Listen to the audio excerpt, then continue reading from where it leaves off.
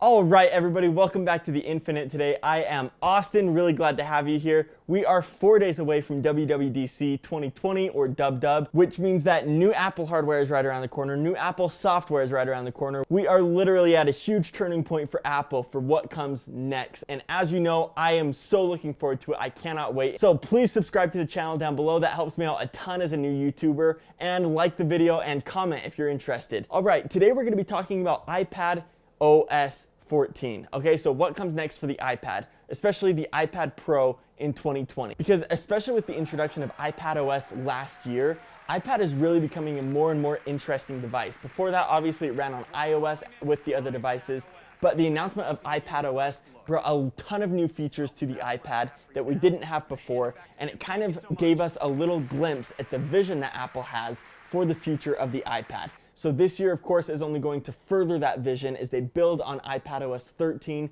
into iPadOS 14. So let's jump right into this, shall we? Okay, first up is multi-user support. So this is a feature that the iPad doesn't have yet, and it's actually really surprising because if you have a family, you're going to probably only get one iPad for your family.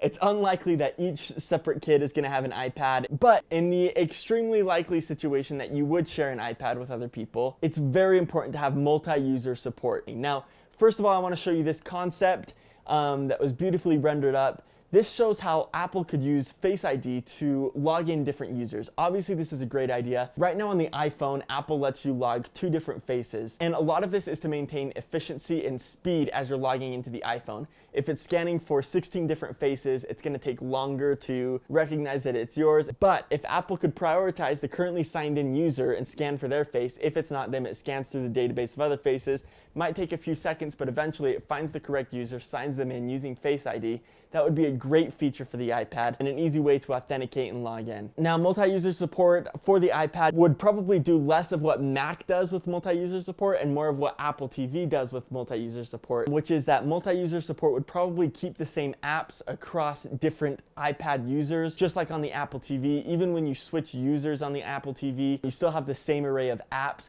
What it does is basically just switch the content for you in relative app. If my sister signs in, for example, her continue watching section on the Apple TV app on Apple TV will be different than mine. But the apps will be the same, and I imagine this is what they do with the iPad, and this is different from the Mac, of course, whereas on the Mac, you have a fully fleshed out, as you log in as a different user, completely clear desktop, completely clear applications folder. But let me know by commenting down below if you'd be excited for multi-user support on the iPad. All right, the next thing is multitasking. So technically the iPad currently multitasks, and honestly, it's pretty good. It got a lot better last year with iPadOS than it was before. Now you can have up to 3 windows on a single display, so you can have side-by-side plus a slide-over window, which you can easily get rid of or maximize or whatever you want to do with that. But multitasking could still improve on the iPad. Currently, the only way that you can bring a window into view with multitasking is if it's in your dock or if it's in recents, in which case it is also in your dock, and then you can drag it up out of your dock onto the window. It'd be great if Apple could figure out a way, maybe sliding up the dock to reveal all your apps, something like that, so that you can multitask no matter where you were. Now we have this other concept here with 3 windows side by side on the iPad, where you're sliding back and forth in between apps. So you have the 3 and then you can slide and you can see more.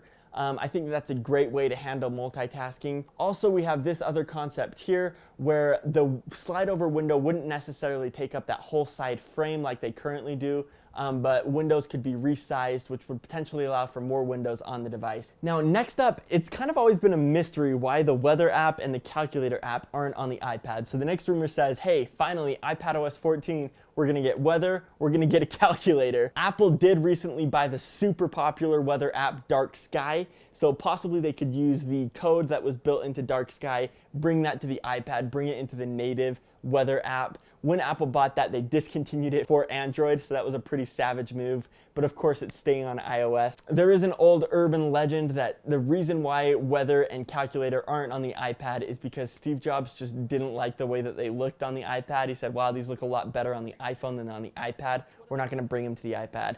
And that's stuck around ever since 2010. So here we are, not able to check the weather on our iPad without a third-party app. So, I mean, if this rumor is true, that would be pretty great because every once in a while you do need to do a calculation on your iPad. Believe it or not, that is sometimes a really handy feature. Okay, the next rumor is the one that I'm really excited about.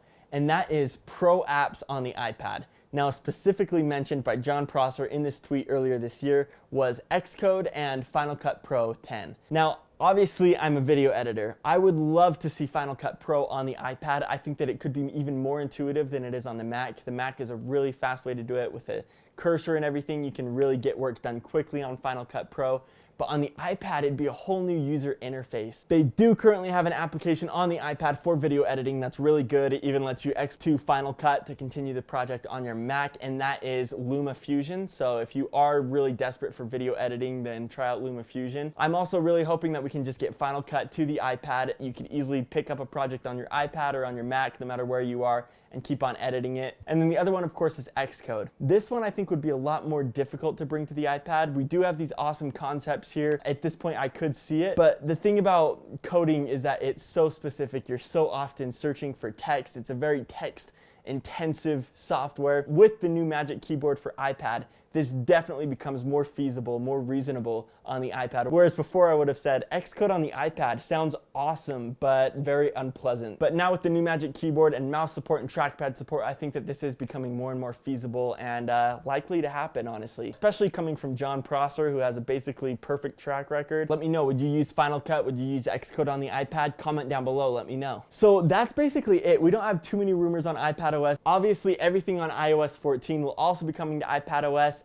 I did a video on iOS 14 a couple weeks ago, so be sure to check that video out. But before we finish, let's go through a speed round of other Apple news because there has been a lot recently. First of all, in preparation for WWDC and what they're going to be using next week is a redesign of the Apple developer forums. Now, these have been notoriously bad in the past. I had this tweet where I talked about how much better Stack Overflow was than the Apple developer forums, but they did redesign them recently. I haven't really had the chance to dive into it yet because it was just earlier today, but I'm hoping that those are a lot better now than what they were before, so keep your fingers crossed. Next up, the Apple Events app on Apple TV has actually been moved to the TV app, and so basically the Apple Events app is going to be toast after a few weeks. Obviously, WWDC will be streamed from the TV app on Apple TV, so that's where I'll be watching it. But yeah, I like bringing everything together. Okay, next up, Apple Music has started refreshing some of their covers on the Apple Music Made For You albums. You can see two examples here, so I have the Chill mix and the Get Up mix. Both of those before were kind of more of a flat look, as is Favorites currently, which you can see here, so that one hasn't been updated yet, but now it kind of has like some bulbous